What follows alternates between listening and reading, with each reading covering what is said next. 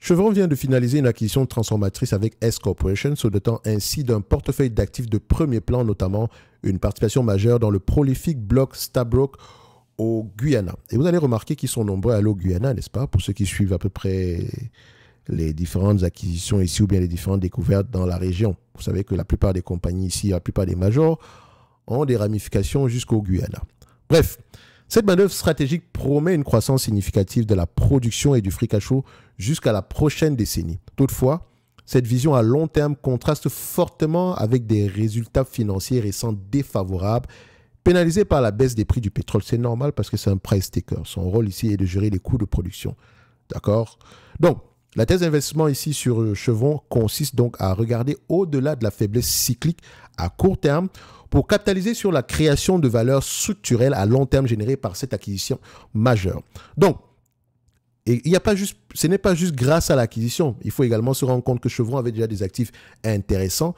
Et donc, en prenant en considération l'acquisition de S Corporation ici, ça lui permet d'avoir une vision un peu... d'avoir ici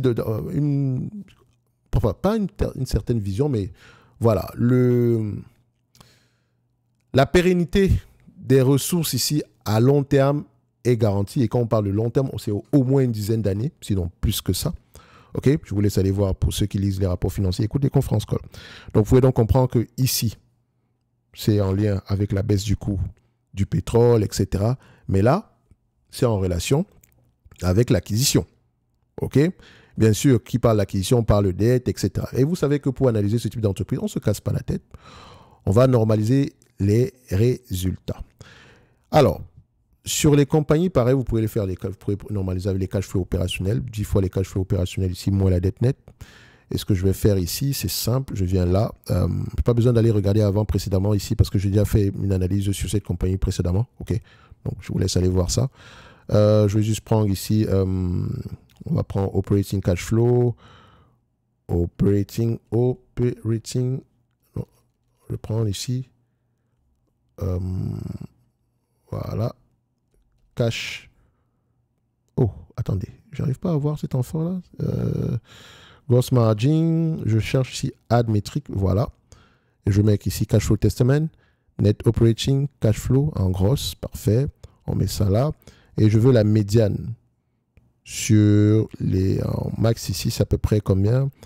On a à peu près 29 milliards sur les 10 dernières années. Et également, on a 29 milliards sur les 5 dernières années.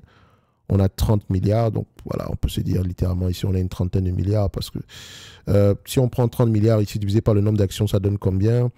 30 milliards. Est-ce qu'on prend le nombre d'actions ici? On prend ça là. Je viens le nombre d'actions. 30 milliards. 1,8, 1,7 divisé par 30 divisé par 1,8, 1,7.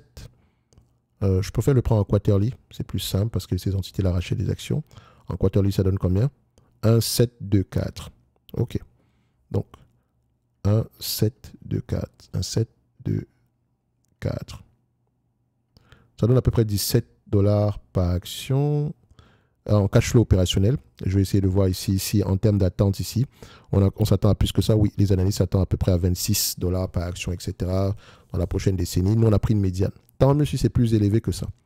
OK? Et donc, je prendrai ici 17 multiplié par 10 fois les cash flows, moins la dette nette, en date d'aujourd'hui.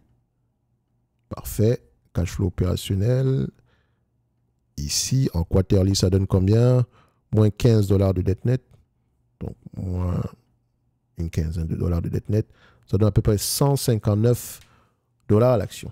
Alors, je dirais que si on prend en considération les anciennes opérations, les legacy avant l'acquisition, on a à peu près une trentaine de milliards ici de cash flow opérationnel. Moins la dette nette, on se retrouve à peu près à quelque chose alentour ici des... on dit ça va donner à peu près aux alentours des $159 à l'action. Premier niveau.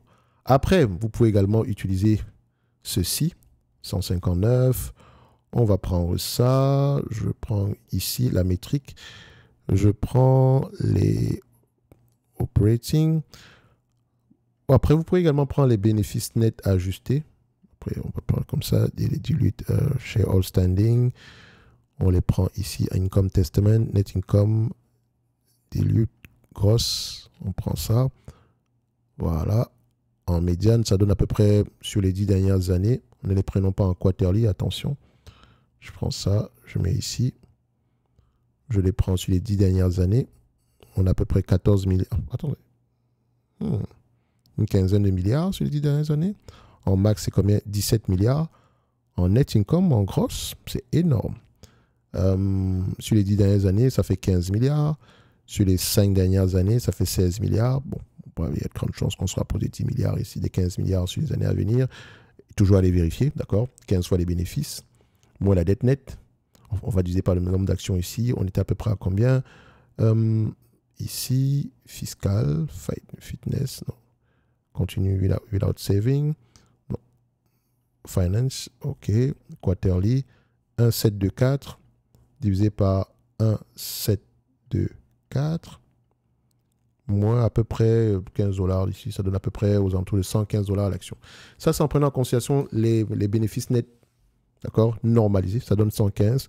Si je prends en considération ici le cash flow opérationnel à 10 fois les bénéfices ici, d'accord, enfin 10 fois les bénéfices, ça donne 300, moins la dette nette, comme on l'a fait tout à l'heure ici avec 1,724, divisé, enfin moins 15, donc 115, 159 $ l'action. Je prendrai 159 $ l'action, donc pour moi l'entreprise sera au prix actuel correctement évaluée. Ça veut dire que si moi je l'achète en date d'aujourd'hui, je l'achète premièrement en me basant sur les opérations avant l'acquisition. Et donc, il y a de grands risques que je ne surpaye pas au prix actuel si les coûts de production restent les mêmes dans le futur. Donc, le dividende en lui-même, il est safe. Il y a de grandes chances qu'il continue, enfin, par rapport au free cash flow, il y a de grandes chances qu'il continue à croître. Et je dirais qu'au prix actuel, on est juste correctement évalué. Hein. Donc, je mettrai le 159 si. Et donc, je me mettais optimiste de manière générale. Parce que, en fait, si vous regardez les cash flows opérationnels de cette compagnie, vous allez vous rendre compte que le 10 est très rarement atteint. En fait, il est très rarement atteint parce que quand la période haute, enfin, quand la période de optimiste y arrive, donc quand le prix du pétrole augmente, etc., on a tendance, le marché a tendance à sous-payer, enfin, à payer un multiple très bas. Mais si vous normalisez ces résultats-là, vous allez vous rendre compte que on a tendance à payer au moins 17 $ par action ici, en moyenne. Enfin, quand je dis 17 $, je prends le 30 000, le fameux 30 000 ici, vous le divisez par 1,724, il paye à peu près 17 $ par action en termes de cash flow opérationnel. Vous pouvez prendre une médiane ici, vous allez voir que ça va à peu près vous donner ce chiffre-là. Okay? Après, vous avez le droit de faire ce que vous voulez de manière générale. Donc, je vais directement dans ma watchlist et je mets, parce que c'est une entreprise qui fait partie de la watchlist, vous avez besoin de chevrons pour faire une note d'analyse sectorielle dans cette industrie de manière générale, parce qu'elle fait partie des leaders. Je ne sais pas combien elle était la dernière fois, hein. Elle est dans ma watchlist, donc on pourrait aller voir ça ici. Est-ce que j'ai ça là? Chevron, on va regarder ça rapidement. Chevron, c'est dans le secteur ici, énergie.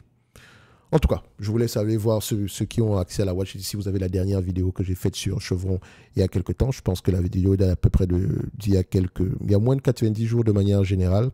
Et ça reste une entreprise qui, selon moi, est correctement évaluée. Quand je dis correctement évaluée, c'est une évaluation ici qui nous permet de pouvoir au moins... Enfin, on ne s'attend pas à grand-chose de manière générale.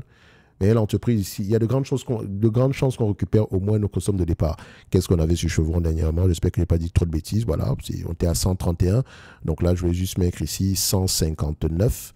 Donc pour moi, c'est à peu près la même évaluation. La valorisation reste correcte par rapport à ce qu'on a connu précédemment. C'est 159 ou 153, c'est à peu près la même chose ici. Même si je me suis trompé, reprenez à peu près le chiffre que j'ai mentionné tantôt précédemment. Et ce n'est pas plus grave que ça. OK? Donc, on ne cherche pas à avoir précisément raison. On va avoir le nombre moins tort possible. Donc, pour ceux qui veulent aller plus loin, toutes les informations se trouvent en description de cette vidéo-ci. OK? Pour les autres ici, on se donne rendez-vous sur les prochaines vidéos. Merci. Au revoir.